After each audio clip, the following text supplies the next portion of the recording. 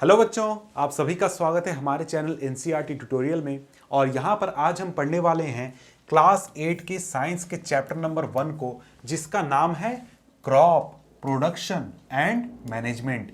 यानी कि इस चैप्टर में हमें क्या पढ़ना है? इस चैप्टर में हमें क्रॉप के प्रोडक्शन और उसके मैनेजमेंट के बारे में पढ़ना है। सिंपली कहें तो हम पढ़ने वाले हैं एग्रीकल्चर के बारे में, कि जो हमारे क्रॉप्स होते हैं यानी जो अनाज जो भोजन हम खाते हैं उनका प्रोडक्शन कैसे होता है, उनको उगाया कैसे जाता है और उनको कैसे हमारे घर तक लाया जाता है, पूरा जो प्रोसेस होता है, क्या उसका पूरा तरीका होता है, उसको हम इस चैप्टर में पढ़ने वाले हैं।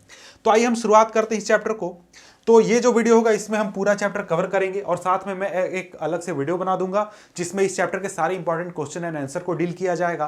तो आप हमारे चैनल को सब्सक्राइब कर ले ताकि साइंस के सारे वीडियोस और क्लास 8 के जितने भी वीडियोस अगर आप पढ़ना चाहते हैं तो आसानी से पढ़ सके। तो अब हम आगे बढ़ते हैं और आगे हमारे सामने क्या आता है? आगे हमारे सामने आता है हमारा चैप्टर अब शुरू होता है। अब देखिए क्लास 7th में, क्लास 6 में आपने साइंस पढ़ा है तो वहां पर हमने प्लांट्स और एनिमल्स के बारे में बहुत सारी चीजें पढ़ी थी। तो वहां पर हमने पढ़ा था क्लास 7 में कि जितने भी लिविंग ऑर्गेनिज्म हैं सभी को क्या चाहिए? फूड चाहिए, सभी को भोजन चाहिए, सभी को जिंदा रहना है, सभी को अपने जीवन की सारी एक्टिविटीज करनी है, इसलिए क्या चाहिए? फूड चाहिए। क्यों फूड चाहिए? फूड क्यों? फूड इसलिए चाहिए क्योंकि फूड से हमें मिलता है एनर्जी, और एनर्जी कहां यूज होता है? हमारे शरीर के सारे एक्टिविटीज को करने के लिए। जैसे हमारे शरीर में बहुत सारे काम लगातार होते रहते हैं, जैसे हमारा शरीर डाइजेशन करता है, रेस्पिरेशन लगातार करते रहता है, एक्सक्रीशन करता है, या फिर आपका ब्रेन, आपका हार्ट, आपके पूरा सिस्टम लगातार काम करते रहता है। तो सारे काम को करने के लिए क्या लगता है? एनर्जी लगता है। और हमें एनर्जी कहां से मिलता है? फूड से मिलता है। समझ गए हमारे लिए फूड क्यों इंपॉर्टेंट है? अब देखिए, फूड प्लांट और एनिमल में अलग अलग तरीके से बनता है, या फिर दोनों जो ऑर्गेनिज्म है वो अलग अलग तरीके से लेते हैं। जैसे हमने क्लास 7 में क्या पढ़ा था कि जो प्लांट्स हैं वो अपना भोजन तो खुद से बना सकते हैं। वो क्या करते हैं? फोटोसिंथेसिस करते हैं और क्या करते हैं? अपना भोजन बना लेते हैं, और उनको जितने भी चीजों की जरूरत है, जितने भी उनको न्यूट्रिएंट या फिर हमारे एनर्जी की जरूरत है, वो क्या कर लेते हैं? पूरा कर लेते हैं। लेकिन वहां पर हमने ये भी पढ़ा था कि जितने भी एनिमल्स हैं, जिसमें कि हम भी आते हैं, ह्यूमंस भी आते हैं, वो अपना भोजन खुद से नहीं बना सकते हैं। क्या कर सकते हैं? भोजन खुद से नहीं बना सकते हैं। तो फिर क्या उपाय है उनके लिए? हमने क्या पढ़ा था क्लास 7 में?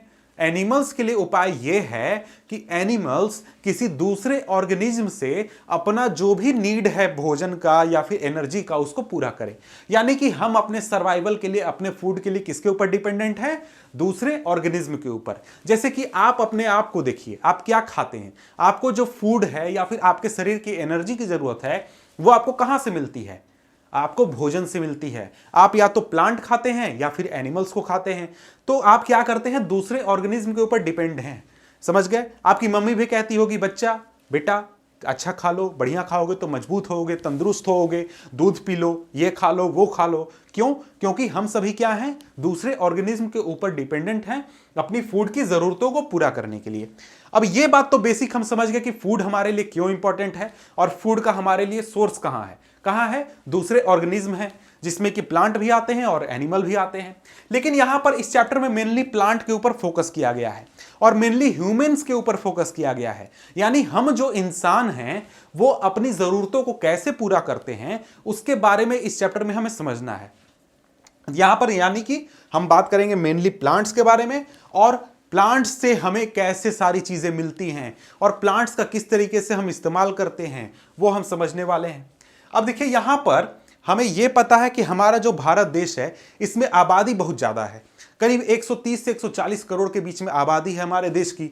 इतनी बड़ी संख्या में लोग हैं, उनको क्या करना है? भोजन खिलाना है, ताकि किसी भी व्यक्ति के शरीर में भोजन की कमी ना हो, एनर्जी की कमी ना हो, सभी लोग अपनी जरूरतों को पूरा कर सकें। और ये सारी चीजें करने के लिए हमें एक पूरा सिस्टम से काम करना होता है, उसमें कई सारी चीजें करनी होती हैं। तो क्या सबसे पहला जरूरी चीज है? वो है कि भोजन का रेगुलर प्रोडक्शन होना चाहिए। यानी कि भोजन लगातार प्रोड्यूस होना चाहिए। हर सीजन में हमें क्रॉप लगाना चाहिए, जब भी क्रॉप लग सके हमें क्रॉप प्रोड्यूस करना चाहिए, ताकि हमारे पास अनाज की कमी ना हो। उसके बाद उसका सही तरीके से प्रॉपर मैनेजमेंट करना चाहिए। यानी कि क्या करना होगा कि अगर मान लीजिए वहां पर जो क्रॉप है, क्रॉप हमने लगाया है, वो अगर खराब होने वाला है तो उसको खराब से बचाना होगा, उसका स्टोरेज अच्छी तरीके से करना होगा, यानी पूरा मैनेजमेंट करना होगा। फिर अंत में आता है डिस्ट्रीब्यूशन, यानी कि उस क्रॉप को, उस अनाज को, उस फूड को लोगों तक पहुंचाना होगा ताकि लोग अपनी जरूरतों को पूरा कर सकें। तो आप समझ गए कि इस चैप्टर में क्या गया है, सभी ऑर्गेनिज्म को फूड की जरूरत है, एनर्जी हमें फूड से मिलता है जिससे कि हम अपने शरीर के सारे काम करते हैं, प्लांट जो है वो अपना खाना खुद से बना सकते हैं, एनिमल्स नहीं बना सकते हैं, जिसमें कि हम लोग भी आते हैं, ह्यूमंस भी आते हैं। अब ह्यूमंस में बात हो रही है कि ह्यूमंस अपनी जरूरतों को कैसे पूरा करते हैं। तो हम अपने देश में लोगों को अगर हमें चीजें, भोजन प्रोवाइड करानी है तो हमें बहुत बड़ी संख्या में प्रोडक्शन करना होगा क्रॉप का, और उसका मैनेजमेंट करना होगा और लोगों के बीच में डिस्ट्रीब्यूट करना होगा। तो यहां पर हम समझ गए कि हमारे लिए क्रॉप प्रोडक्शन क्यों इंपॉर्टेंट है, हमारे लिए फूड क्यों इंपॉर्टेंट है, ये सारी चीजें हम समझ गए। अब हम आगे बढ़ते हैं और समझते हैं कि क्रॉप आखिर होता क्या है, किस चीज को हम क्रॉप कहते हैं। क्रॉप का डेफिनेशन यहां पर देख लीजिए। When plants of the same kind are grown and cultivated at one place on a large scale is called a crop. इसको फिर से पढ़ते हैं। When plants of the same kind are grown and cultivated at one place on a large scale is called a crop. यहां पर simply कहता है, जब एक ही जगह पर, एक बड़े से जमीन के टुकड़े पर हम क्या करते हैं, एक ही प्लांट को बहुत बड़ी संख्या में उगाते हैं, तो हम क्या कहते हैं, उसी को क्रॉप कहते हैं। सिंपल मतलब यह है कि मान लीजिए कोई जमीन है, 1 एकड़ जमीन है, वहां पर हमने क्या किया है, सिर्फ एक ही प्लांट को लगाया है और उनकी संख्या क्या है, बहुत ज्यादा संख्या है, तो वही हमारा क्रॉप हो जाएगा। जैसे मान लीजिए अगर वीट का प्लांट है तो वहां पर क्या होगा, वीट का अगर प्लांट है तो उस पूरे खेत में सिर्फ और सिर्फ वीट लगाया जाएगा, तब हम कहेंगे कि वहां पर वीट का क्रॉप लगा हुआ है। अगर वहां पर पैडी का क्रॉप है तो वहां पर पूरे खेत में सिर्फ और सिर्फ पैडी लगे होंगे, हजारों की संख्या में, लाखों की संख्या में, तो वो क्या कहेंगे हम कि पैडी का क्रॉप लगाया गया है। उसी तरीके से अगर शुगर केन लगा हुआ है तो हम कहेंगे शुगर केन का क्रॉप है। समझ गए? तो क्या होता है क्रॉप, कि एक बड़े से जमीन के टुकड़े पर बहुत बड़ी संख्या में एक ही साथ हम क्या करते हैं, किसी एक प्लांट को लगाते हैं, तो वही हमारा क्रॉप होता है। अब देखिए, आप खाना खाते हैं, भोजन करते हैं, तो क्या आप दिन रात एक ही भोजन करते हैं, यानी कि सुबह आपने अगर चावल खाया तो दोपहर भी चावल, शाम भी चावल, हमेशा चावल खाते हैं? नहीं, आपके पास बहुत सारी वेराइटीज अवेलेबल हैं जिसमें कि आप कभी कुछ और खाते हैं, कभी कुछ और। जैसे आप कभी दाल खाते हैं, दाल के साथ चावल खाते हैं, कभी दाल के साथ रोटी खाते हैं, कभी सब्जी खाते हैं, कभी फ्रूट्स खाते हैं। उसमें भी बहुत सारे वेराइटीज होते हैं, बहुत तरीके के फ्रूट होते हैं, बहुत सारे तरीके के वेजिटेबल होते हैं, बहुत तरीके के ग्रेन्स होते हैं। तो इस तरीके से हमें क्या पता चलता है कि हमारे पास जो क्रॉप्स हैं उनकी वेराइटी, या फिर हमारे पास बहुत different type of crops available हैं। समझ गए? जिसमें कि सीरियल्स, वेजिटेबल्स या फिर फ्रूट्स, ये सभी आ जाते हैं। सिंपली कहें तो हमारे पास बहुत सारे क्लासिफिकेशन है क्रॉप्स के, लेकिन यहां पर एक क्लासिफिकेशन है क्रॉप का, यानी क्रॉप को हम अलग अलग कैटेगरीज में बांटने की बात कर रहे हैं। एक ऐसा तरीका है जिसके जरिए आपको पढ़ना है कि हम क्रॉप्स को क्या करेंगे, कैटेगराइज करेंगे। वो है कि सीजन के आधार पर, यानी किस सीजन में कौन सा क्रॉप उगता है, इसके आधार पर हमें एक क्लासिफिकेशन पढ़ना है, जो कि इस चैप्टर में आपको पढ़ाया गया है, जिसकी बात मैं यहां पर कर रहा हूं। अब देखिए, जो क्रॉप्स हैं वो कई तरीके के, कई सारे वेराइटीज के होते हैं। इंडिया की बात करें तो इंडिया में हमारा जो पूरा क्लाइमेट है, अलग अलग सीजन में अलग अलग क्लाइमेट होता है, अलग अलग रीजन में अलग अलग क्लाइमेट होता है। इसके साथ ही बहुत वेराइटी है, जमीन में भी वेराइटी है। लेकिन इंडिया में जितने भी क्रॉप्स उगते हैं तो इनको हम क्या करते हैं, 2 कैटेगरीज में बांटते हैं।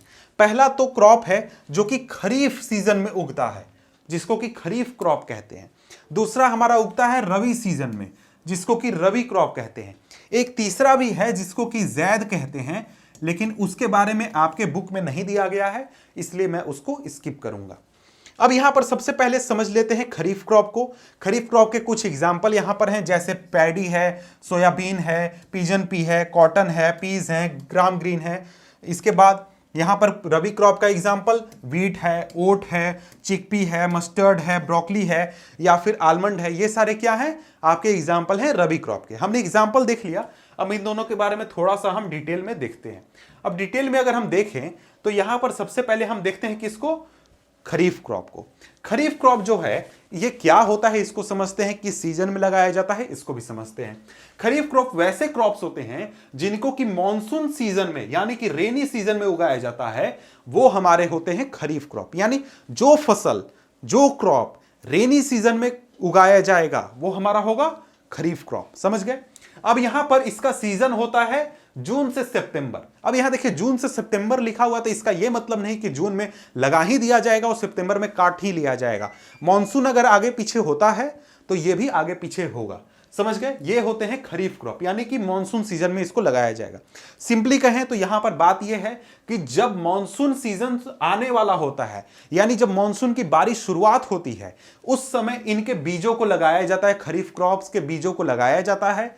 और जब मॉनसून खत्म हो जाता है, उसके बाद मॉनसून सीजन के खत्म होने के बाद यानी कि अक्टूबर नवंबर के दौरान इनको काट लिया जाता है। अब देखिए मॉनसून का जो है सीजन वो आपका जनरली जून से लेकर अक्टूबर के बीच में चलता है, जून से सितंबर अक्टूबर के लगभग में चलता है। तो उसी सीजन में इस खरीफ क्रॉप्स को लगाया जाता है। एग्जाम्पल हमने देख लिया था, एग्जाम्पल कौन है? कॉटन क्रॉप्स हैं, या फिर मेज है, मिलेट्स हैं, पैडी है, सोयाबीन है, पीज है, कॉटन, ये सारे हैं क्या? खरीफ क्रॉप्स के एग्जाम्पल। इसके बाद नेक्स्ट है हमारा रबी क्रॉप्स। रबी क्रॉप्स को समझते हैं। अब ये वैसे क्रॉप्स हैं जिनको कि विंटर सीजन में उगाया जाता है, यानी कि अक्टूबर से मार्च के बीच में, यानी अक्टूबर से मार्च के बीच में इनका पीरियड होता है, यानी जब ठंडी का दिन होगा उस समय में इनको उगाया जाएगा और ये कहलाते हैं रबी क्रॉप्स। एग्जाम्पल वीट, ग्राम, मस्टर्ड, ये सारे क्या हो गए? रबी क्रॉप्स के एग्जाम्पल हो गए। सिंपली कहें तो ये जो क्रॉप्स होते हैं इनको जब विंटर सीजन की शुरुआत होती है तो इनके बीज लगाए जाते हैं और जब विंटर सीजन खत्म हो जाता है तो इनको हार्वेस्ट कर लिया जाता है, काट लिया जाता है, यानी अप्रैल मई के समय के दौरान। इसके बाद अगर हम आगे बढ़ें तो आगे हमारे सामने आता है नेक्स्ट टॉपिक, जो कि है basic practices of crop production. Basic practices of crop production. अब यहां पर समझने वाले हैं कि जो क्रॉप यानी कि जो फसल है उसको उगाने में कौन कौन से स्टेप्स लिए जाते हैं, कौन कौन से काम किए जाते हैं, ये हम समझने वाले हैं। अब देखिए यहां पर अगर आप सिंपली समझें तो आप अगर अपने घर में बैठे हुए हैं तो आपके घर में एक ना एक छोटा सा प्लांट तो होगा, आपने या फिर कोई प्लांट उगाया होगा, किसी प्लांट को अपने घर के आसपास उगते हुए देखा होगा, या फिर आपके आसपास अगर कोई गार्डन होगा तो वहां पर आपने देखा होगा कि कोई माली है वो क्या करता है? प्लांट्स को उगाता है। तो देखिए अगर हम खेती की बात करें तो खेती में बहुत सारे स्टेप्स लिए जाते हैं, बहुत सारे काम किए जाते हैं, यानी कि अनाज को उगाने से लेकर अनाज को काटने तक, यानी क्रॉप को उगाने से लेकर क्रॉप को काटने तक बहुत सारे काम किए जाते हैं, बहुत सारी चीजें की जाती हैं। तो इन सभी कामों को क्या कहा जाता है? एग्रीकल्चरल प्रैक्टिसेस कहते हैं। इसका डेफिनेशन यहां पर है, देख सकते हैं, एग्जामिनेशन में पूछे तो आप लिख सकते हैं। The activities undertaken by farmers for the cultivation of crops over a period of crop production are referred to as agricultural practices। समझ गए? यहां पर बात यह है कि जो भी काम होगा खेती के दौरान यानी कि एक फसल के दौरान, वो सारे काम क्या कहलाएंगे? एग्रीकल्चरल प्रैक्टिसेस कहलाएंगे। अब यहां पर जो काम होते हैं वो मैंने जैसा अभी बताया कि अगर घर में कोई प्लांट लगाया है तो उस प्लांट को बड़ा करने में आप जो काम करते हैं वही काम यहां पर भी खेतों में किया जाता है, लेकिन बड़े स्तर पर किया जाता है। जो काम गार्डन में किए जाते हैं वही काम यहां पर भी किया जाता है। अब हम आगे बढ़ते हैं और देखते हैं कि आखिर यहां पर स्टेप्स क्या होते हैं, क्या किया जाता है किसानों के द्वारा ताकि यहां पर अनाजों को उगाया जा सके। सबसे पहला आता है प्रिपरेशन ऑफ सॉइल, यानी मिट्टी को तैयार करना। अब देखिए जिस मिट्टी पर अनाज लगाना है, जिस मिट्टी पर क्रॉप को लगाना है, वो मिट्टी का कंडीशन ऐसा होना चाहिए कि वहां पर क्रॉप ग्रो कर सके। तो उसलिए हम क्या करते हैं? इसलिए हम मिट्टी को तैयार करते हैं। कैसे तैयार करते हैं? प्लाविंग करते हैं, लेवलिंग करते हैं, मैन्योरिंग करते हैं, टिलिंग करते हैं, बहुत सारे स्टेप्स लेते हैं ताकि मिट्टी इस रूप में आ जाए कि वहां पर क्रॉप आसानी से ग्रो हो सके। अब इन सभी के बारे में डिटेल में आगे बात होगी, इसलिए मैं यहां पर शॉर्ट इनको बताकर खत्म कर रहा हूं। इसके बाद हम क्या करते हैं?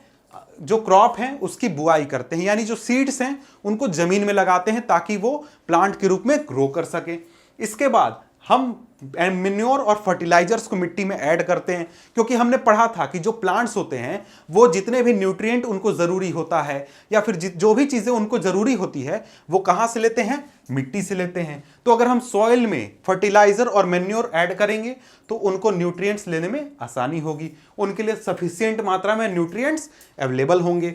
अब मेन्योर, फर्टिलाइजर ये सभी चीजें क्या होते हैं, इनको हम आगे पढ़ने वाले हैं।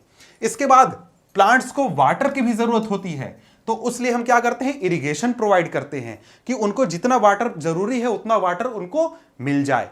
समझ गए। इसके बाद हम क्या करते हैं, वीड्स से बचाते हैं प्लांट को। यानी वीड का क्या मतलब होता है, वैसे प्लांट्स जो कि उस खेत में उग चुके हैं, क्रॉप्स के साथ उग चुके हैं, जिनको हम उगाना नहीं चाहते थे, जो कि अनवांटेड होते हैं, यानी कि अनवांटेड प्लांट्स जो कि खेतों में उग जाते हैं क्रॉप प्रोडक्शन के दौरान, उनको वीड कहा जाता है। तो उनको वहां से हटाने की जो प्रोसेस है वो वीडिंग होता है, वही यानी उन वीड से बचाने का प्रोसेस भी होता है। इसके बाद जब फसल तैयार हो जाती है तो फसल का कटाई किया जाता है, फसल को हार्वेस्ट कर लिया जाता है, यह प्रोसेस होता है आपका हार्वेस्टिंग। इसके बाद होता है थ्रेसिंग, कि जो कटाई हुआ, जो फसल का कटाई हुआ उसमें पूरे प्लांट को काटा जाता है, लेकिन पूरे प्लांट को हम खाते नहीं हैं, प्लांट के कुछ पार्ट को हम खाते हैं। जैसे अगर आप वीट की बात करें तो वीट का पूरा प्लांट, इतना बड़ा बड़ा प्लांट काटा जाता है, लेकिन हम उसमें से सिर्फ जो ग्रेन्स होते हैं उन ग्रेन्स को हम खाते हैं। बाकी जो पूरा शाफ होता है, बाकी का पूरा प्लांट वो जानवरों को खिलाने के लिए यूज किया जाता है। तो उन ग्रेन्स को उन प्लांट से अलग करने का जो प्रोसेस होता है वो कहलाता है थ्रेशिंग। समझ गए। इसके बाद लास्ट पॉइंट है, लास्ट है हमारा स्टोरेज, कि जब हमारा पूरा खेती का प्रोसेस हो गया तो हमें सारी जो चीजें हैं, सारा जो हमारा क्रॉप है उसको इस तरीके से स्टोर करना है ताकि वो खराब ना हो, बल्कि हमें जब भी जरूरत हो वो उसको हम सही क्वालिटी में और सही तरीके से इस्तेमाल कर सके। समझ गए। कौन कौन से स्टेप होते हैं, क्या क्या चीजें की जाती हैं, ये हम समझ गए। अब इसके बाद अगर हम आगे बढ़ें तो आगे आ जाता है सबसे पहला टॉपिक, यानी कि सबसे पहला स्टेप क्रॉप प्रोडक्शन में, वो क्या है, प्रिपरेशन ऑफ सॉइल। मिट्टी को तैयार करने का जो प्रोसेस है उसको अब हम पढ़ने वाले हैं। अब देखिए यहां पर प्रिपरेशन ऑफ सॉइल होता है, क्रॉप प्रोडक्शन में सबसे पहला स्टेप होता है, और ये एक तरीके से सबसे इंपॉर्टेंट स्टेप होता है। समझ गए। और ये कब किया जाता है, जब हम अनाज को लगाते हैं उससे भी पहले किया जाता है। यानी सबसे पहले हम क्या करेंगे, मिट्टी को जाकर तैयार करेंगे, तब हम जाकर अनाज लगाने या क्रॉप के जो सीड्स हैं उनको लगाने की बात करेंगे। समझ गए। तो हम क्या कर रहे हैं, मिट्टी को तैयार कर रहे हैं। अब मिट्टी को तैयार कैसे किया जाता है, तो मिट्टी को तैयार करने के कई सारे तरीके होते हैं, मेरा मतलब है कई सारे स्टेप्स होते हैं। उसमें सबसे पहला तो यह होता है कि मिट्टी को तोड़ा जाता है। यानी क्या हम करते हैं, मिट्टी को ब्रेक करते हैं, सॉइल को ब्रेक करते हैं और उसको टिल करते हैं, यानी कि उसको पलटते हैं। अब पलटने का क्या मतलब है, पलटने का यह मतलब है या फिर तोड़ने का यह मतलब है कि मान लीजिए कोई जमीन है, वहां पर खेती नहीं हो रही है, तो वहां पर आपने अगर कभी खेत देखा होगा जहां पर खेती नहीं हो रही है, तो वो बिल्कुल ही हार्ड सरफेस होता है, बिल्कुल ही हार्ड होता है।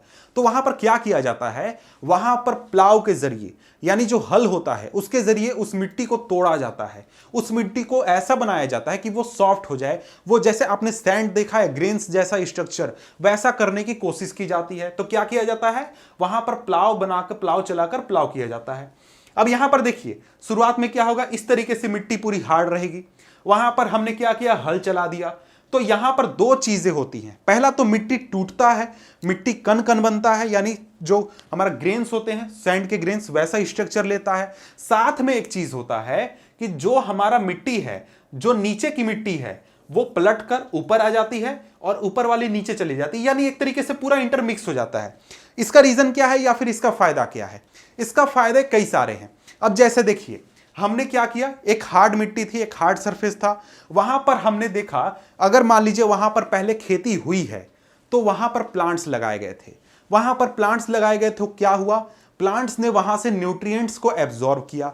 तो प्लांट, जो मिट्टी का जो ऊपर सरफेस है 3 से 4 इंच या फिर 5 इंच का सरफेस, जहां पर प्लांट्स लगे हुए थे, वहां के सारे न्यूट्रिएंट्स को प्लांट्स ने एब्जॉर्ब कर लिया है। लेकिन नीचे की जो मिट्टी है, जहां पर अभी भी न्यूट्रिएंट्स मिट्टी में मौजूद हैं, वो एक तरीके से अभी भी बने हुए हैं। तो जब यहां पर हम प्लाव करेंगे और मिट्टी को तोड़ेंगे तो क्या होगा, दो चीजें होंगी। पहला तो मिट्टी हमारा ग्रेन्स जैसा स्ट्रक्चर ले लेगा, इसके भी फायदे हैं, इसके फायदे मैं बता रहा हूं, लेकिन पहले यहां ध्यान दीजिए। जब यह एक तरीके से इंटरमिक्स हो जाएगा तो नीचे वाली जो मिट्टी है जिसमें कि अभी न्यूट्रिएंट्स बहुत ज्यादा मात्रा में है वो ऊपर आ जाएगा और मिक्स हो जाएगा। तो एक तरीके से ऊपर वाला जो सरफेस है जहां पर प्लांट्स को लगाना है, जो कि एक तरीके से प्लांट को उगने में यूज होंगे, तो प्लांट्स को वहां पर न्यूट्रिएंट अच्छी मात्रा में मिलने पाएंगे। अब यहां पर मैंने बताया कि ग्रेन्स जैसा स्ट्रक्चर ले लेता है मिट्टी, यानी कि छोटे छोटे कणों में टूट जाता है। तो उससे क्या फायदा है? उससे फायदा यह है कि इस मिट्टी में, जिस मिट्टी में जो स्ट्रक्चर है वो ग्रेन्स जैसा हो गया है, वहां पर जो माइक्रोब्स होते हैं या फिर जो हमारे जो छोटे छोटे जैसे केंचुए का आपने नाम सुना होगा, या फिर माइक्रो ऑर्गेनिज्म होते हैं, माइक्रोब्स होते हैं, वो यहां पर आसानी से उगने पाते हैं। यहां पर क्या करते हैं, वो एक तरीके से पनप पाते हैं, यहां पर वो आसानी से जिंदा रहने पाते हैं। तो उससे क्या फायदा होता है? इससे फायदा होता है कि जब यहां पर सीड्स को लगाया जाएगा तो यहां पर जो मिट्टी है वो कमजोर है, यानी ग्रेन्स के रूप में है। तो जो सीड है उसका जो प्लांट बनेगा उसका जड़ नीचे तक, ज्यादा नीचे तक जाने पाएगा, और साथ में तो यहां पर ये ज्यादा ब्रीद करने पाएगा, और साथ में वहां जो माइक्रोब्स वहां पर पनपे हैं जिनके बारे में अभी मैंने बताया, वो यहां पर क्या करेंगे, एक तरीके से न्यूट्रिशन प्रोवाइड करेंगे। किसको? इस प्लांट के रूट्स को। समझ गए? प्लांट्स के रूट्स को न्यूट्रिशन प्रोवाइड करेंगे। जैसा यहां पर दिखाया गया है कि ये ज्यादा नीचे तक जाएगा अगर मिट्टी सॉफ्ट है, मिट्टी टूट चुकी है तो। और क्या होगा, यहां पर न्यूट्रिएंट्स प्रोवाइड किया जाएगा माइक्रोब्स के द्वारा और दूसरे जानवरों के द्वारा। जैसा कि यहां पर देख सकते हैं बहुत सारे माइक्रोब्स या फिर माइक्रो ऑर्गेनिज्म यहां पर रहते हैं। अब समझ गए? इसके साथ ही जब यहां पर हल को चलाया जाता है तो यहां पर जो पुराने प्लांट्स थे या फिर कोई डेड और डिकेइंग एनिमल है वो यहां पर अगर पड़ा हुआ है तो जब हल चलाया जाएगा तो वो भी इंटरमिक्स हो जाएगा। तो अच्छी मात्रा में क्या होगा, यहां पर हमारे पास न्यूट्रिएंट मिट्टी में मिक्स हो जाएगा। तो यहां पर जब आगे चलकर प्लांट लगाया जाएगा तो वो उसके लिए बहुत बड़ी मात्रा में, अच्छी मात्रा में न्यूट्रिएंट्स भी अवेलेबल होगा। हमने समझ लिया कि प्लाविंग से क्या फायदा है।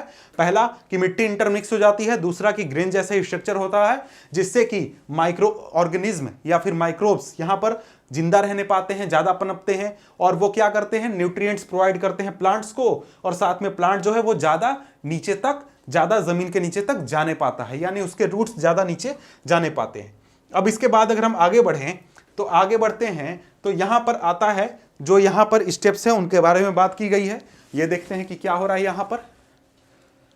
सबसे पहला है प्लाविंग और टिलिंग। ये क्या होता है? The process of loosening and turning of the soil is called tilling ploughing. यानी कि इस तरीके से जो यहां पर आप इमेज देख रहे हैं, ये जो हल चलाया जा रहा है या फिर यहां पर ये जो ट्रैक्टर की मदद से हल चलाया जा रहा है, ये क्या होता है, यही होता है प्लाविंग और टिलिंग।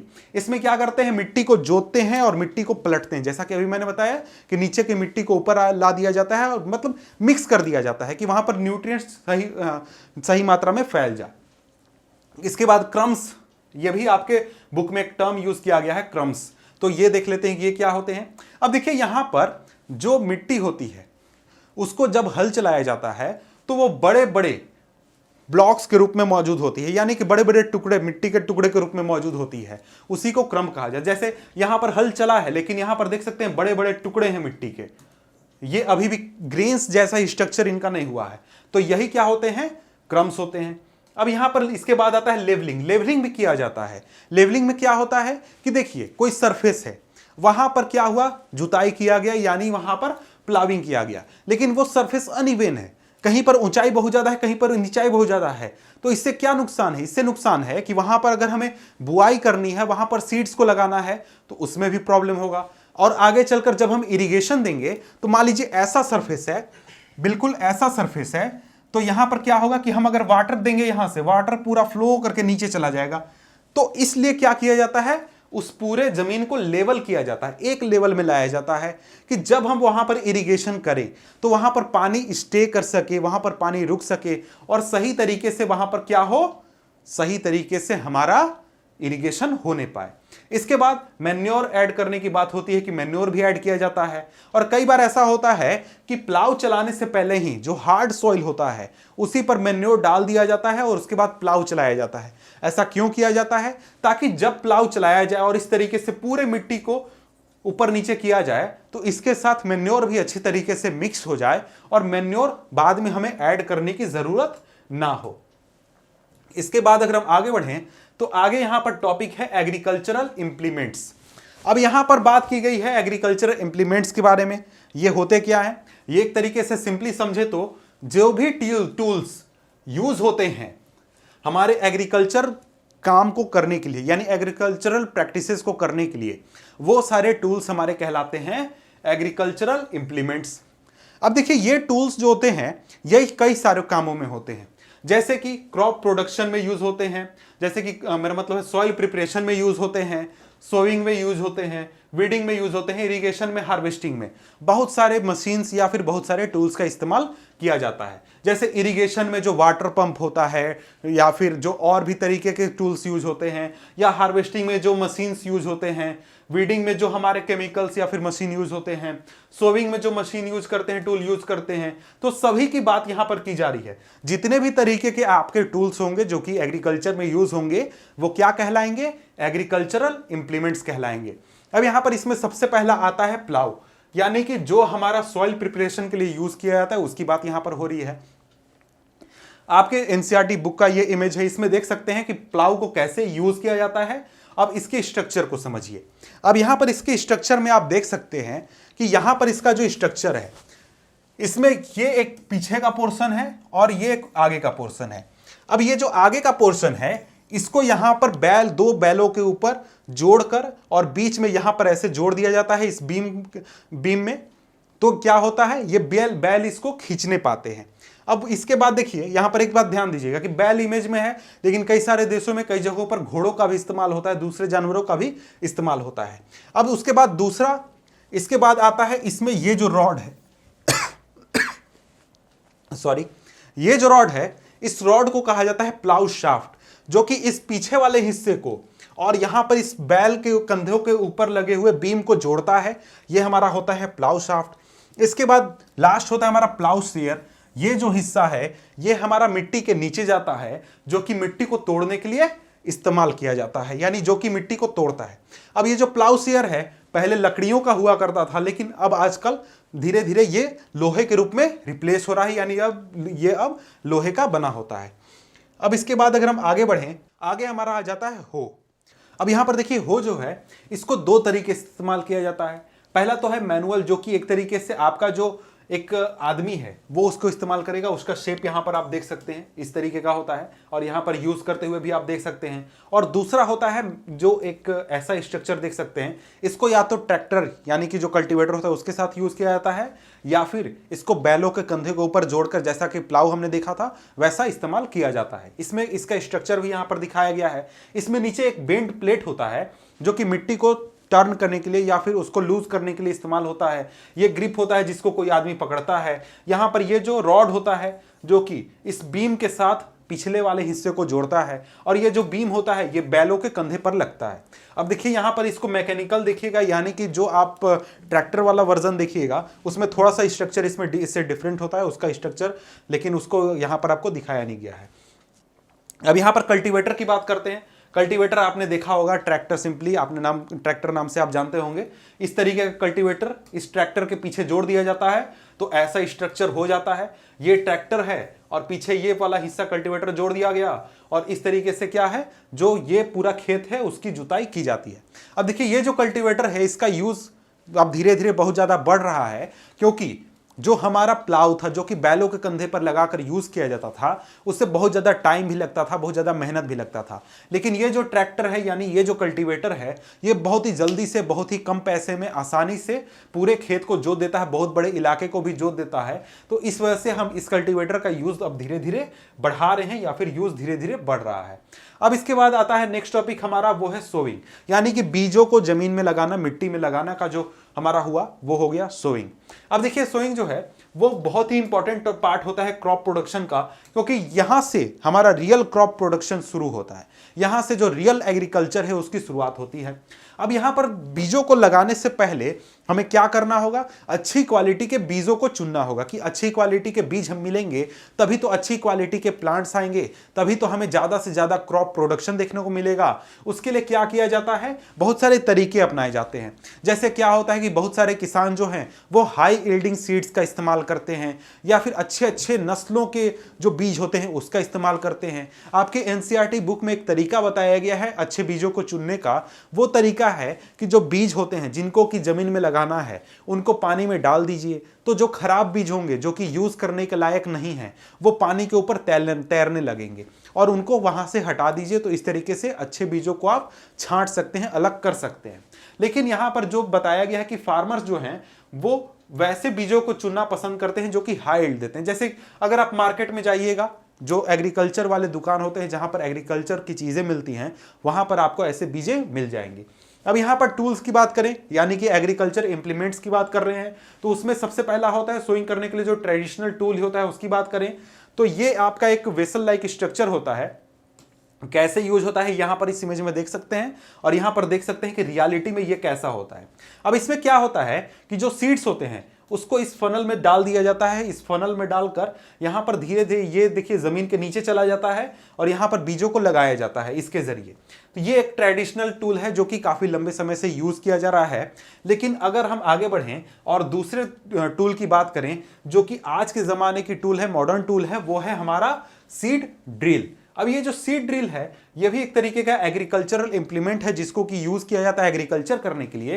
अब इसका स्ट्रक्चर देख सकते हैं, आपको ये कई सारे फॉर्म में कई सारे वेराइटीज में मिलते हैं। जैसे यहां पर एक फॉर्म है, यहां पर एक स्ट्रक्चर है, यहां पर एक स्ट्रक्चर है। तो इनका मेन काम क्या होता है, इनका मेन काम ये होता है कि ये जो सीड ड्रिल होते हैं ये मॉडर्न टेक्नोलॉजी से बने हैं। तो इनका फायदा ये है कि ये क्या करेंगे, सही मात्रा में बीजों को सही दूरी पर और जमीन के सही नीचे यानी जमीन के अंदर जाकर गाड़ेंगे।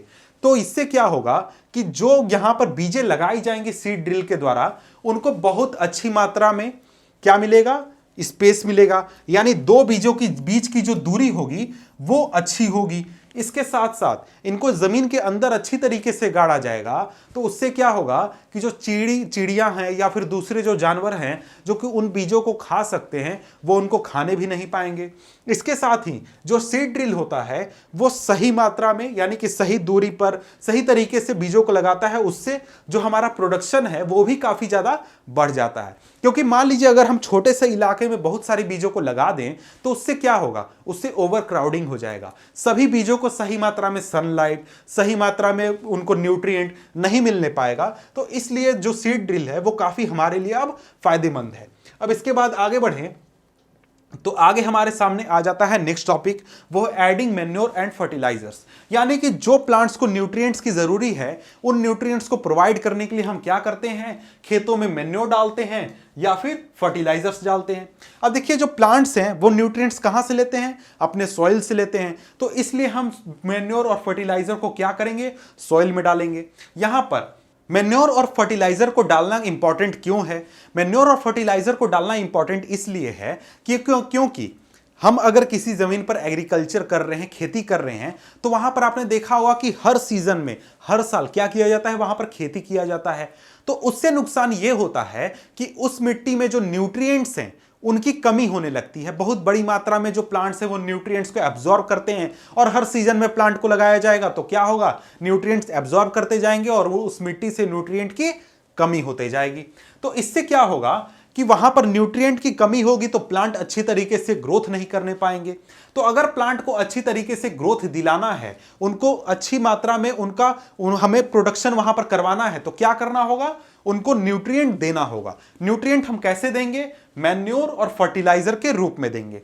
अब देखिए मैन्योर क्या होता है, मैन्योर देख सकते हैं, ये है आपका मैन्योर, ये है आपका मैन्योर और ये है आपका फर्टिलाइजर, ये है फर्टिलाइजर। यूरिया, एनपीके बहुत तरीके के फर्टिलाइजर होते हैं। तो पहले आते हैं मैन्योर के ऊपर कि आखिर मैन्योर क्या होता है। Manure is an organic substance obtained from the decomposition of plant और एनिमल्स वेस्ट। अब देखिए मैन्योर एक तरीके से ऑर्गेनिक सब्सटेंस होते हैं जो कि नेचुरल चीजों से बनते हैं। जैसे कि एनिमल वेस्ट, यानी जो गाय है उसका जो गोबर होता है, या फिर प्लांट, कोई डेड प्लांट हो गया, डेड एनिमल हो गया, यानी जो भी एनिमल या फिर प्लांट द्वारा वेस्ट निकलता है, उसी वेस्ट का इस्तेमाल करके इस मैन्योर को बनाया जाता है। कैसे बनाया जाता है? तो इस तरीके से देख सकते हैं, या तो फील्ड में इस तरीके से इनको छोड़ दिया जाता है एक जगह पर जमा करके, सड़ने गलने के लिए, डिकम्पोज होने के लिए। और यहां पर काम कौन कौन करता है? जो माइक्रोब्स होते हैं वो इसको, इस पूरे वेस्ट को क्या करते हैं? डिकम्पोज कर देते हैं और क्या बना देते हैं? मैन्योर बना देते हैं। इसके साथ ही यहां पर ऐसे रूप में भी मैन्योर को बनाया जाता है जहां पर बड़े बड़े शेड्स बनाकर वहां पर इन सारे वेस्ट को रखा जाता है और एक तरीके से वहां पर मैन्योर का फॉर्मेशन किया जाता है। अब इसके बाद आगे बढ़ें तो आगे आता है हमारा फर्टिलाइजर। अब फर्टिलाइजर क्या होता है उसको हम देख लेते हैं। फर्टिलाइजर की बात करें तो फर्टिलाइजर एक तरीके के केमिकल सब्सटेंस होते हैं जो कि रिच होते हैं पार्टिकुलर न्यूट्रिएंट में। मैन्योर और फर्टिलाइजर में आपने अंतर समझा, यहीं पर आप समझ गए होंगे, लेकिन उसके बारे में हम बात करने वाले हैं। अब देखिए, जो मैन्योर है वो नेचुरल चीजों से बना है। जो नेचुरल वेस्ट होते हैं प्लांट और एनिमल के, उनसे बनता है मैन्योर, उनको डिकम्पोज करके। लेकिन जो फर्टिलाइजर होते हैं वो केमिकल होते हैं, जो कि कुछ खास उनमें क्या होता है? न्यूट्रिएंट होता है। जैसे कोई भी प्लांट है उसको नाइट्रोजन चाहिए, फास्फोरस चाहिए, और भी चीजें चाहिए। तो मान लीजिए अगर हम एक डाल रहे हैं फर्टिलाइजर जो कि नाइट्रोजन का फर्टिलाइजर है, तो वो सिर्फ प्लांट को नाइट्रोजन ही प्रोवाइड करेगा, दूसरा केमिकल प्रोवाइड नहीं करेगा। तो यहां पर ये होता है फर्टिलाइजर्स। अब देखिए, फर्टिलाइजर जो होते हैं वो आपके फैक्ट्रीज में बनाए जाते हैं। कुछ एग्जांपल हैं जैसे urea, ammonium phosphate, potash, NPK, कुछ नाम है यहां पर फर्टिलाइजर के। अब देखिए, फर्टिलाइजर का यूज है, उसकी वजह से क्या होता है कि जो हमारे प्लांट हैं उनको जो भी न्यूट्रिएंट्स की जरूरत है वो अच्छी मात्रा में मिल जाता है। अच्छा क्या, बहुत बड़ी मात्रा में मिल जाता है। तो उससे जो प्लांट्स हैं वो बहुत ग्रो करते हैं और फार्मर्स जो होते हैं उनको बहुत ज्यादा प्रोडक्शन देखने को मिलता है। तो एक तरीके से फर्टिलाइजर बहुत ज्यादा हेल्प करते हैं फार्मर्स की अच्छे प्रोडक्शन कराने में। लेकिन यहां पर प्रॉब्लम यह है कि हम क्या कर रहे हैं? फर्टिलाइजर का एक्सेसिव यूज कर रहे हैं, बहुत ही ज्यादा इस्तेमाल कर रहे हैं। बहुत ज्यादा इस्तेमाल करने से यह हो रहा है कि जो हमारा सॉइल है वो धीरे धीरे लेस फर्टाइल हो रहा है, यानी कि वहां पर प्लांट्स का ग्रोथ अब अच्छी क्वालिटी का नहीं रहा और पहले जैसा नहीं रहा। इसके साथ ही बहुत ज्यादा फर्टिलाइजर का यूज करने से जो वाटर पॉल्यूशन है यह भी बहुत ज्यादा हो रहा है। तो इसलिए हम देख सकते हैं कि जो फर्टिलाइजर हैं वो फायदे तो देते हैं, लेकिन उनकी वजह से क्या होता है? नुकसान भी होता है। अब यहां पर कुछ फर्टिलाइजर के इमेजेस आप देख सकते हैं, जैसे ये एनपीके का इमेज देख सकते हैं, यहां पर ये यूरिया है, ये दूसरा फर्टिलाइजर है, और यहां पर एक किसान है जो कि फर्टिलाइजर को खेतों में डाल रहा है। अब यहां पर कहा जा रहा है आगे, to maintain the fertility of soil we have to substitute fertilizers by organic manure और leave the field uncultivated fallow between two crops. यहां पर कहा जा रहा है कि फर्टिलाइजर का यूज हमारे लिए फायदेमंद तो है, लेकिन वो सबसे अच्छा तरीका नहीं है। उससे अच्छे तरीके क्या हैं कि हम यूज करें ऑर्गेनिक मैन्योर को, जिसके बारे में अभी हमने बात किया था मैन्योर के बारे में। इसके साथ ही हम क्या करें? दो फसलों के बीच में कुछ गैप रखें और खेत को खाली छोड़ दें, शांत छोड़ दें, ताकि वो अपने न्यूट्रिएंट्स को वापस से पा सके। तो ये एक तरीका है। इसके बाद अगर हम आगे बढ़ें तो आगे और भी चीजें हैं जो कि हमें इसी टॉपिक में पढ़नी है। वो ये है कि क्रॉप रोटेशन भी एक तरीका है जिसके जरिए सॉइल के न्यूट्रिएंट्स को रिप्लेनिश किया जा सकता है। क्रॉप रोटेशन कहने का मतलब यह है कि अगर हमने क्या किया, गर्मी के दिनों में दूसरा फसल लगाया, तो हम क्या करेंगे? जो हमारा बरसात या फिर जो विंटर सीजन होगा उस समय में दूसरे फसल को लगाएंगे, यानी एक क्रॉप के बाद दूसरा क्रॉप, दूसरे के बाद तीसरा क्रॉप, इस तरीके से। यानी कि एक ही क्रॉप को बार बार हम नहीं लगाएंगे, बल्कि एक क्रॉप को लगाएंगे, फिर दूसरे वैरायटी के क्रॉप को लगाएंगे, फिर दूसरे को लगाएंगे, इस तरीके से। या फिर जो क्रॉप रोटेशन है वो ऐसे भी किया जा सकता है कि एक प्लांट को यहां लगाया गया, दूसरे को यहां, तीसरे को यहां, फिर पहले को यहां, फिर दूसरे को यहां, फिर तीसरे को यहां, यानी कि एक के बगल में दूसरे को, इस तरीके से गैप कर करके। इससे फायदा यह होता है कि जो हमारा जमीन है, जो हमारी मिट्टी है, उसमें कोई एक खास न्यूट्रिएंट की बहुत ज्यादा कमी नहीं होती है। जो दूसरे दूसरे प्लांट हैं वो दूसरे क्या करते हैं? दूसरे न्यूट्रिएंट की कमी की भरपाई कर देते हैं। तो इस तरीके से क्रॉप रोटेशन भी हमारे लिए एक तरीका है जिसके जरिए सॉइल में जो न्यूट्रिएंट से उसका रिप्लेनिशमेंट किया जा सकता है। अब इसके साथ ही जो माइक्रोब्स हैं वो भी हमारे काफ़ी मददगार होते हैं किसानों के लिए, क्योंकि ये क्या करते हैं, हमारे जो मिट्टी है उसमें जो न्यूट्रिएंट्स हैं उनको एक तरीके से ऐड करते हैं, जोड़ते हैं, बढ़ाते हैं। अब यहां पर जैसे एग्जांपल है कि जो राइजोबियम बैक्टीरिया होता है वो क्या करता है, नाइट्रोजन फिक्सेशन करता है। जो लिग्यूमिनस प्लांट्स होते हैं उनमें क्या होता है, नाइट्रोजन की जरूरत होती है, तो उसमें नाइट्रोजन कौन प्रोवाइड करता है, राइजोबियम प्रोवाइड करता है। ये एक एग्जांपल है। इसके अलावा और भी बहुत सारे माइक्रोब्स हैं और भी बैक्टीरिया हैं जो कि हेल्प करते हैं। अब इसके बाद अगर हम आगे बढ़ें तो इसके बाद अगर हम आगे बढ़ते हैं तो यहां पर आता है नेक्स्ट टॉपिक, वो है फर्टिलाइजर और मैन्योर के बीच में डिफरेंस। ये आपके एनसीईआरटी बुक में दिया गया है, वहां से आप इसको देख सकते हैं। मैं आपको सिंपली समझा देता हूं, बता देता हूं। Fertilizer is an inorganic salt, यानी कि एक तरीके का केमिकल प्रोडक्ट होता है। मैन्योर जो होता है वो नेचुरल सब्सटेंस होता है जो कि कैटल डंग, ह्यूमन वेस्ट या फिर प्लांट रेसिड्यू से मिलकर बना होता है, उसको डिकम्पोज होने पर बनता है। फर्टिलाइजर को फैक्ट्री में बनाया जाता है, मैन्योर को ओपन फील्ड में बनाया जाता है। फर्टिलाइजर कोई भी ह्यूमस प्रोवाइड नहीं करता है सॉइल को, बल्कि जो मैन्योर होता है वो बहुत बड़ी मात्रा में ह्यूमस प्रोवाइड करता है सॉइल को। फर्टिलाइजर्स होते हैं उनमें कुछ खास न्यूट्रिएंट जो होते हैं वो ज्यादा मात्रा में होते हैं, जैसे नाइट्रोजन, फास्फोरस, पोटेशियम। लेकिन मैन्योर जो होते हैं वो प्लांट न्यूट्रिएंट में बहुत इस फर्टिलाइजर के कंपैरिजन में कम होते हैं, लेकिन ये ज्यादा फायदेमंद होते हैं। अब यहां पर आगे बढ़े तो फर्टिलाइजर का डिसएडवांटेज भी देख लेते हैं जो कि इंपॉर्टेंट है एग्जामिनेशन के लिए। Excessive use of fertilizer can cause pollution, water pollution होता है। दूसरा, इसका it can also changes pH of the soil in certain rare cases, यानी कई जगहों पर क्या होगा, मिट्टी का जो पीएच लेवल है उसको भी चेंज कर देगा। इसके बाद इसी के साथ एक और टॉपिक है एडवांटेजेस ऑफ मैन्योर, जो कि आपके बुक में पढ़ाया गया है, दिया गया है। The organic manure is considered better than fertilizer, यानी कि ऑर्गेनिक मैन्योर जो है उसको फर्टिलाइजर से बेहतर समझा जाता है। क्यों समझा जाता है उसको यहां पर लिखा गया है, it enhances the water holding capacity of soil, यानी कि अगर हम मैन्योर को डालते हैं सॉइल में तो उससे क्या होगा, वाटर होल्डिंग कैपेसिटी बढ़ जाएगी मिट्टी की। इसके साथ ही सॉइल जो है वो पोरस हो जाएगा, जिसकी वजह से जो गैसेस का एक्सचेंज है जो कि माइक्रोब्स द्वारा किया जाता है एटमॉस्फेयर और मिट्टी के अंदर, वो हमारा आसान हो जाएगा। इसके साथ ही जो फ्रेंडली माइक्रोब्स हैं उनकी संख्या भी बढ़ जाएगी। क्यों? क्योंकि हमने मैन्योर को ऐड किया है। इसके साथ ही सॉइल का टेक्सचर भी इंप्रूव हो जाएगा मैन्योर के ऐड करने की वजह से। तो इतने सारे फायदे हैं हमारे किसके, मैन्योर के। इसके बाद अगर हम आगे बढ़ते हैं तो आगे हमारे सामने आता है नेक्स्ट टॉपिक जो कि है इरिगेशन।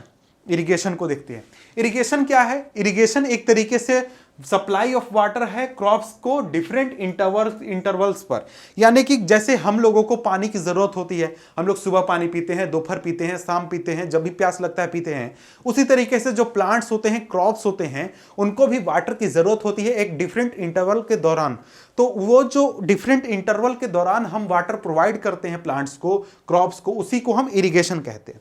अब इरिगेशन के सोर्सेज कहाँ हैं, यानी कि पानी हमें मिलता कहाँ से है?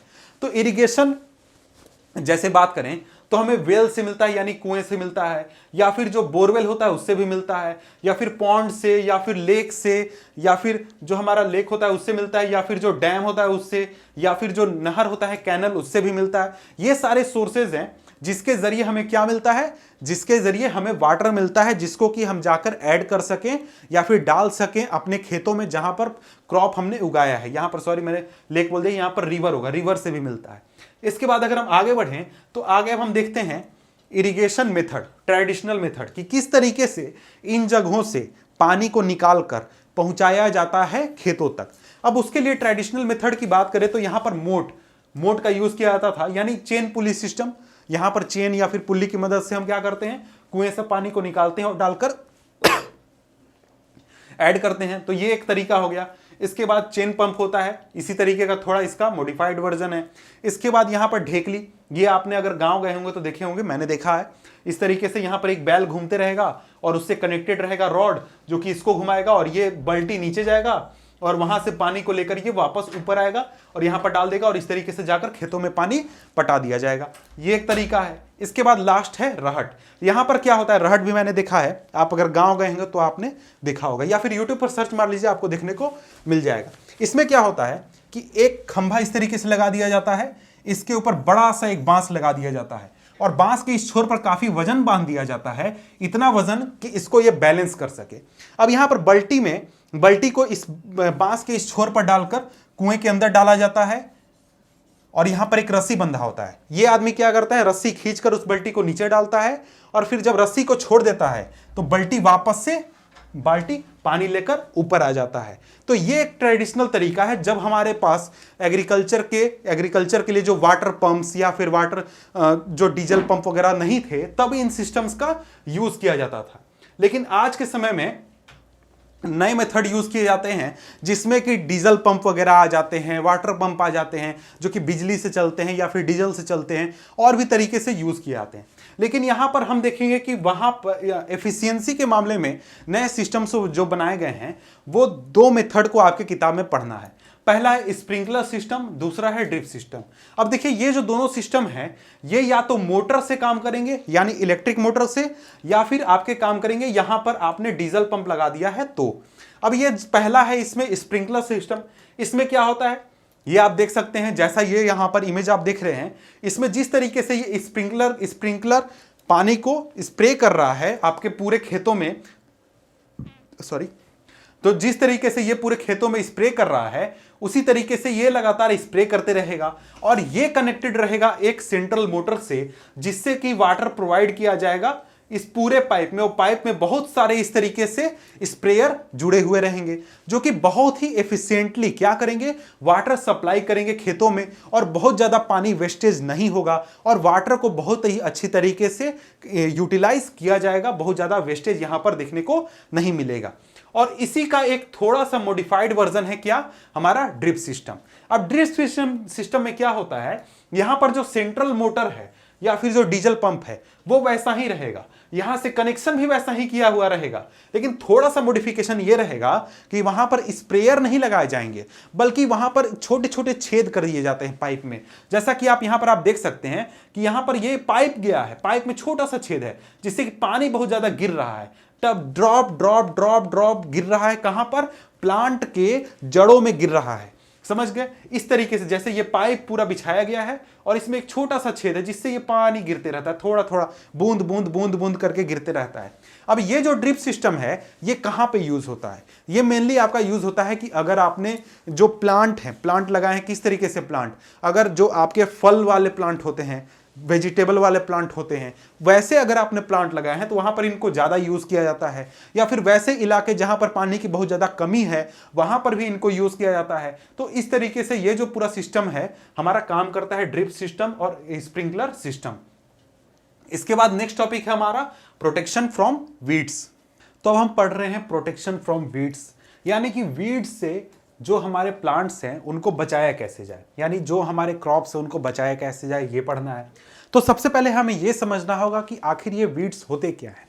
अब देखिए हमारे जो प्लांट्स हैं यानी जो क्रॉप्स हैं, जब हम उनको खेतों में लगाते हैं तो वहां पर बहुत सारी चीजें हम प्रोवाइड करते हैं जो कि एक प्लांट को ग्रो करने के लिए जरूरी होती हैं। जैसे कि हम वाटर देते हैं, न्यूट्रिएंट देते हैं और सही तरीके से उसकी देखभाल करते हैं।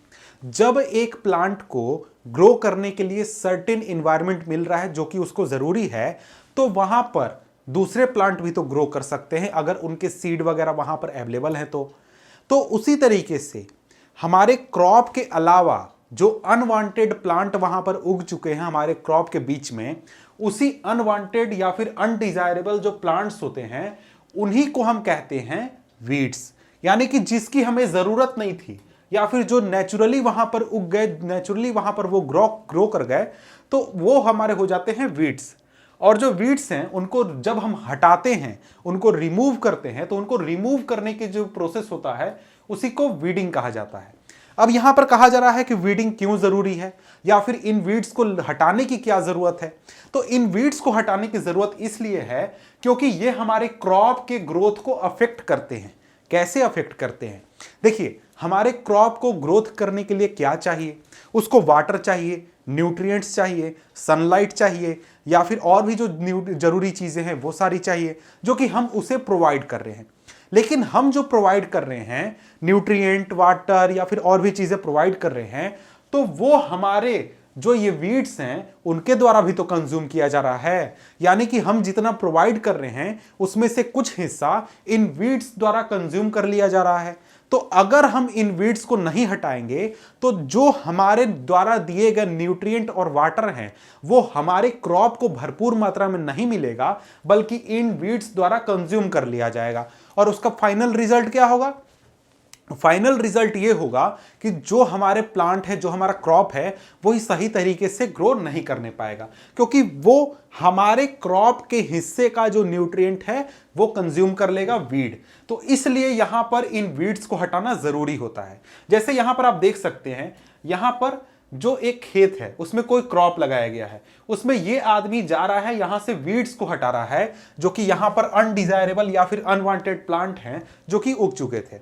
इसी तरीके से यहां पर एक खेत है, वहां पर भी अनडिजायरेबल प्लांट है, यहां भी अनडिजायरेबल प्लांट है जो कि जरूरी नहीं है, हमें उस क्रॉप का हिस्सा नहीं है, बल्कि वो नेचुरली वहां पर उग गया है। तो उसको हटाने का जो प्रोसेस है वही हमारा वीडिंग होता है। अब देखिए, वीड कंट्रोल यानी कि वीड्स को कंट्रोल करने के क्या तरीके होते हैं। उसमें सबसे पहला तो होता है, जब हम बुआई करें, जब हम बीजों को बोएं, उससे पहले हम टिलिंग करें, यानी कि प्लाव का यूज करके पूरी मिट्टी को उलट पलट कर दें। उससे जो हमारा वहां पर प्लांट पहले से उगा हुआ है नेचुरली, वो क्या होगा, वो मर जाएगा और उस मिट्टी के साथ मिक्स हो जाएगा। तो ये एक तरीका है, समझ गए। इसके बाद हम क्या कर सकते हैं, जो वीड्स हैं उनको हटा सकते हैं। कब हम हटा सकते हैं? जब वो फ्लावर्स और सीड देने वाले हैं, उस समय में बेस्ट टाइम होता है वीड्स को हटाने का।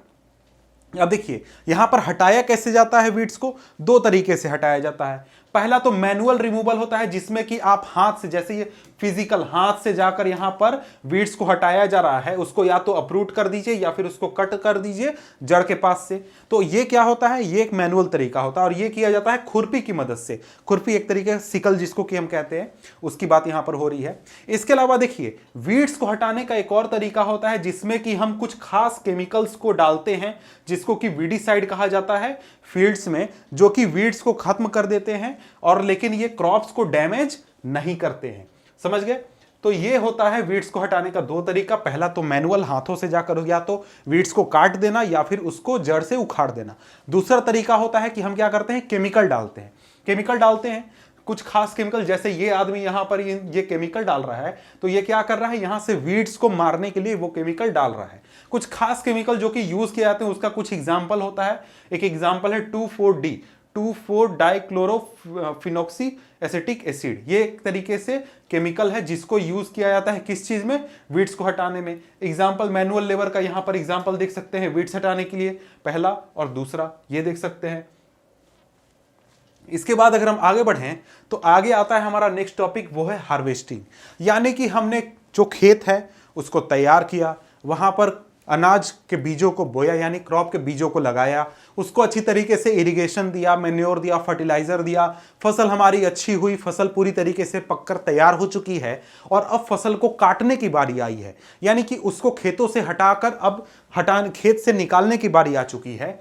तो जो हमारा क्रॉप को कटिंग करने का जो प्रोसेस होता है, जब वो पककर तैयार हो जाए, तो वही हमारा हार्वेस्टिंग होता है। यानी कि फसल की कटाई को हम क्या कहते हैं, हार्वेस्टिंग कहते हैं। तो यहां पर हार्वेस्टिंग जो है वो या तो मैनुअली किया जाता है सिकल की मदद से, या फिर मशीन की मदद से किया जाता है, जिसको कि हार्वेस्टर कहा जाता है। अब यहां पर ये सिकल देख रहे हैं, ये जो सिकल है इसी का इस्तेमाल किया जाता है क्रॉप को काटने में। जैसे यहां पर आप देख रहे हैं, ये जो आदमी है ये क्या कर रहा है, इस सिकल से जा रहा है, एक मुट्ठा ऐसे पकड़ता है और नीचे से काट देता है। वो ये एक मैनुअल तरीका है जिससे कि हार्वेस्टिंग किया जाता है क्रॉप्स का।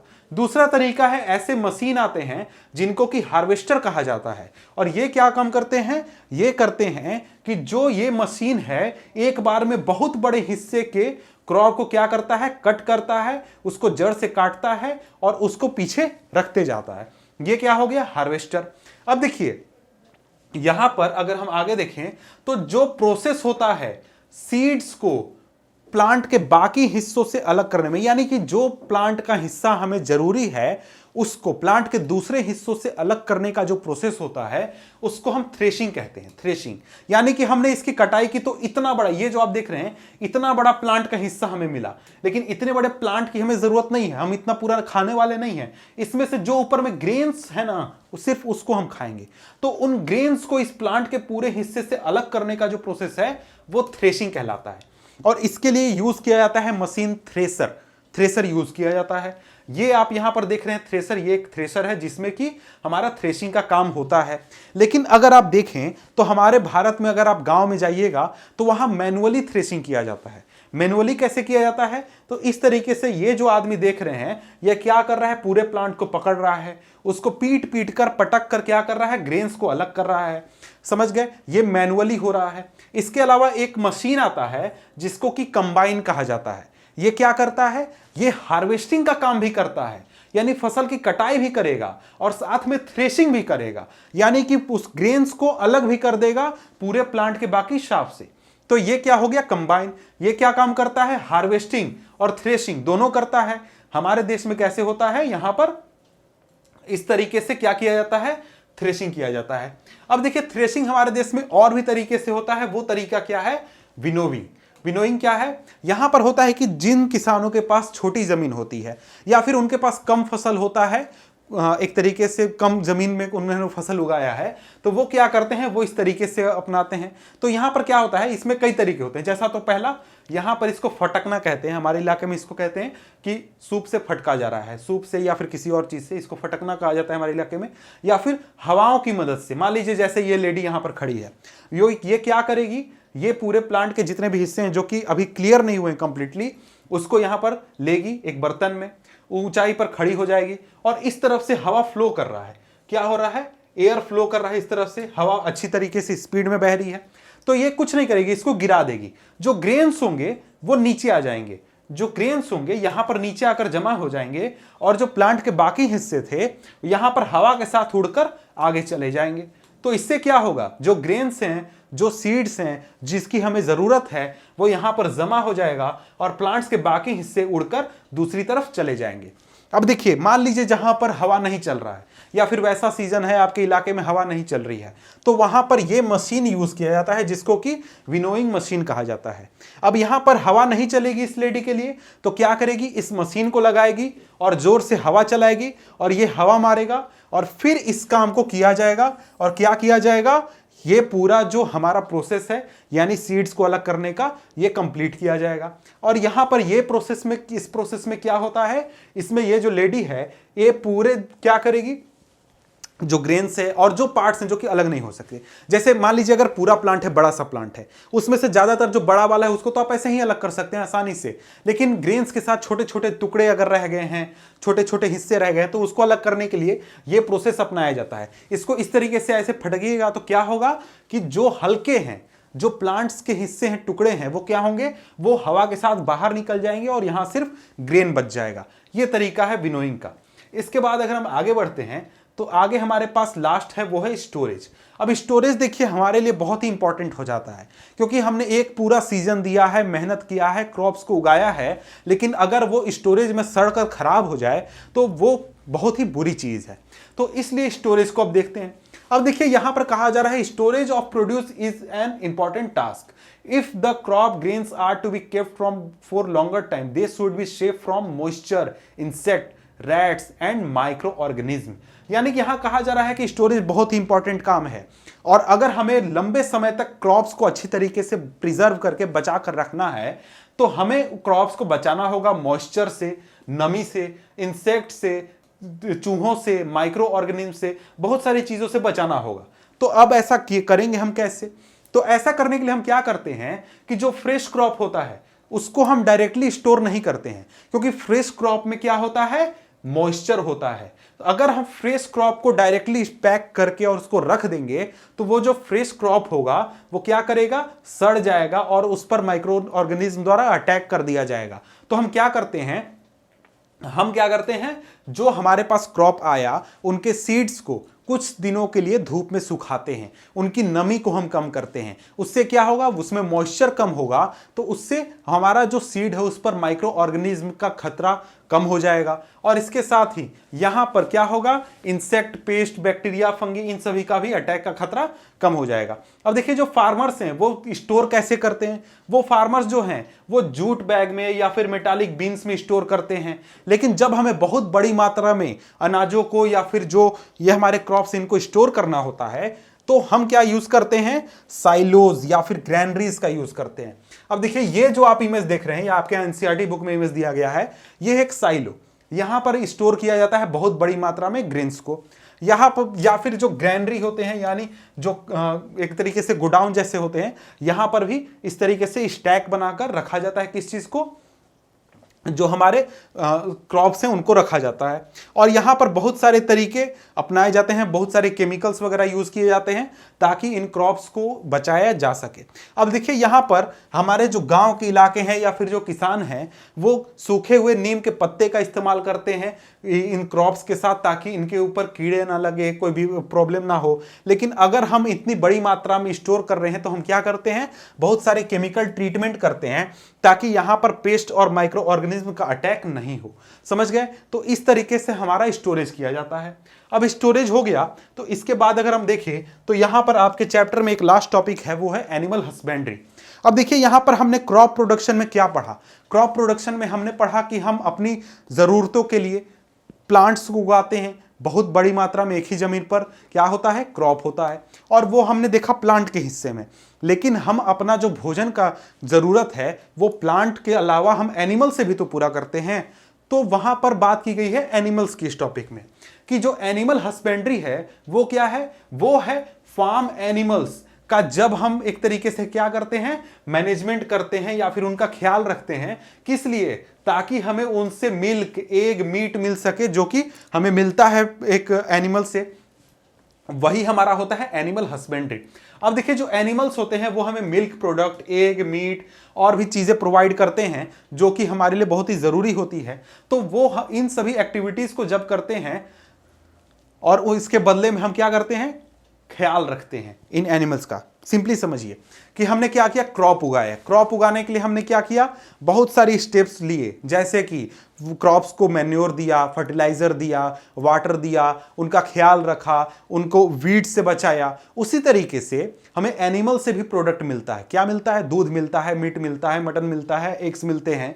तो जब हम एनिमल्स का ख्याल रखते हैं अपने जो रिटर्न मिलने वाले हैं उसके बदले में, वही हमारा होता है सिंपली एनिमल हस्बेंड्री। तो जिस तरीके से खेती होती है, जिस तरीके से एग्रीकल्चर होता है, उसी तरीके से जब वो काम हम एनिमल्स के लिए करें तो वही हो गया हमारा एनिमल हस्बेंड्री। अब देखिए यहां पर एनिमल प्रोडक्ट हमें क्या मिलता है, मिल्क मिलता है जो कि हमें काऊ, बफेलो, गोट वगैरह से मिलता है। मीट मिलता है, गोट, पिग, हेन, फिश से हमें क्या मिलता है, मीट मिलता है। एग हमें हेन से मिलता है।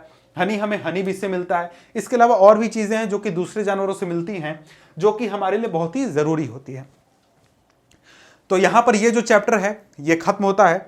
अगर आपको ये चैप्टर समझ में आ गया तो अच्छी बात है, नहीं समझ में आया तो आप हमें कमेंट करिए या फिर इस वीडियो को दोबारा देखिए, आपको समझ में आ जाएगा।